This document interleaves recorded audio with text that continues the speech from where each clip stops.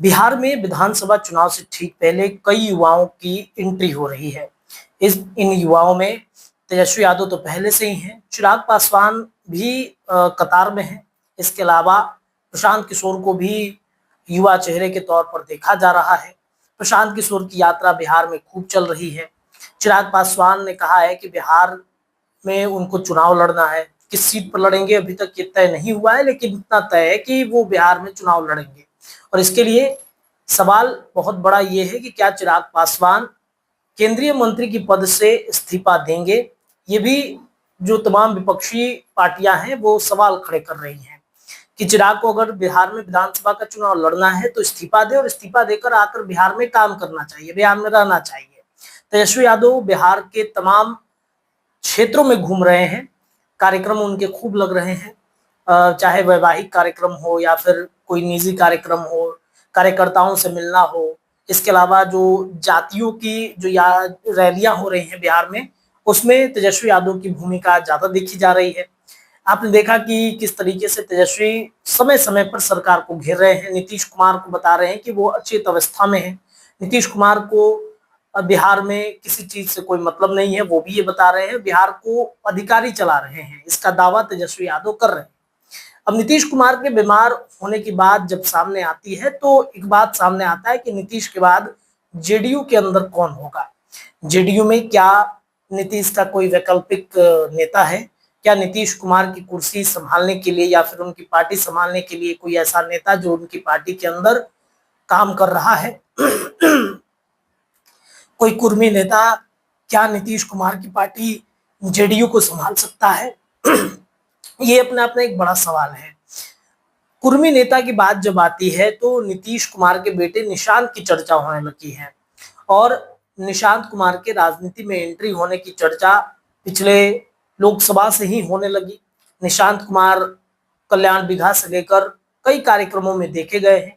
शादी समारोह में जब निशांत कुमार जाते हैं तो लोगों की भीड़ इकट्ठा हो जाती है। हालांकि पहले भी निशांत शादी समारोह में जाते थे, लेकिन पहले लोगों की दिलचस्पी उतनी नहीं थी। और वर्तमान में चूंकि विधानसभा का चुनाव है और नीतीश कुमार की अवस्था ठीक नहीं है, तो जेडीयू के भी कई ऐसे नेता चाहते हैं कि निशांत कुमार की एंट्री होनी चाहिए। निशांत की एंट्री कब होगी, निशांत कुमार को लॉन्च कब किया जाएगा, ये अपने आप में एक बड़ा सवाल है। लेकिन जेडीयू के अंदर इसकी तैयारी चल रही है कि निशांत कुमार को लाया जाएगा, निशांत कुमार का राज्याभिषेक कराया जाएगा। लेकिन सवाल ये है कि निशांत अगर आ भी जाएंगे तो क्या राजनीति का ककहरा उनको पता है? हालांकि बीच में एक बार ये बात चली थी कि निशांत कुमार को राजनीति का ककहरा नीतीश कुमार के दो करीबी नेता पढ़ा रहे हैं। रोज शाम के वक्त में सीएम आवास पर, जो एक तरीके से कहें कि राजनीति का ट्यूशन वो अधिकारी से लेकर जो नीतीश कुमार के करीबी नेता हैं वो निशांत कुमार को दे रहे हैं। अब निशांत कुमार क्या फिट बैठेंगे? आपको याद होगा कि लालू प्रसाद यादव के बेटे तेज प्रताप और तेजस्वी जब बिहार में लॉन्च हुए थे, यानी कि जब उनकी राजनीतिक सक्रियता बढ़ी थी 2015 में, तब उन्हें भी कहा जा रहा था कि राजनीति का ज्ञान इनको नहीं है या ज्यादा लंबे समय तक राजनीति नहीं कर सकते हैं। लेकिन निशांत कुमार पर भी यही सवाल खड़े किए जाते हैं विपक्ष की तरफ से।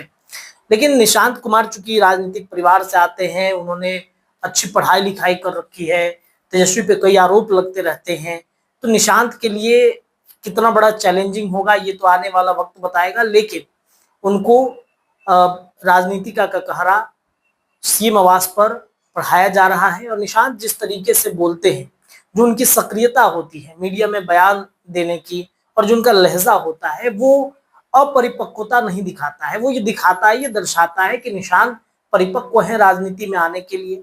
निशांत भी ये मूड बना चुके हैं कि राजनीति में आना चाहिए। उनके पिता की विरासत जो जनता दल यूनाइटेड है, उस विरासत को संभालना चाहिए। पिता की विरासत तो बिहार के राजनीति में संभालने वाले स्वर्गीय रामविलास पासवान के बेटे चिराग पासवान हैं, लालू प्रसाद यादव के बेटे तेजस्वी यादव हैं। अगर निशांत आ जाते हैं अपने पिता की विरासत को संभालने के लिए तो इसमें कोई गलत नहीं है, इसमें कोई विरोध करने जैसा कुछ भी नहीं है। लेकिन चैलेंजिंग है निशांत के लिए। 2025 तो मुश्किल है, लेकिन 2025 के बाद की जो राजनीतिक सक्रियताएं होंगी या राजनीतिक गतिविधियां होंगी, उसमें निशांत कुमार की आप गतिविधियों को जरा देखेंगे तो मुझे लगता है कि आने वाले 4-5 सालों में निशांत भी अपने आप को परिपक्व कर लेंगे एक अच्छे राजनेता के तौर पर। क्या होता है ये तो आने वाला वक्त बताएगा। फिलहाल इस रिपोर्ट में इतना ही। जुड़े रहिए अपने चैनल।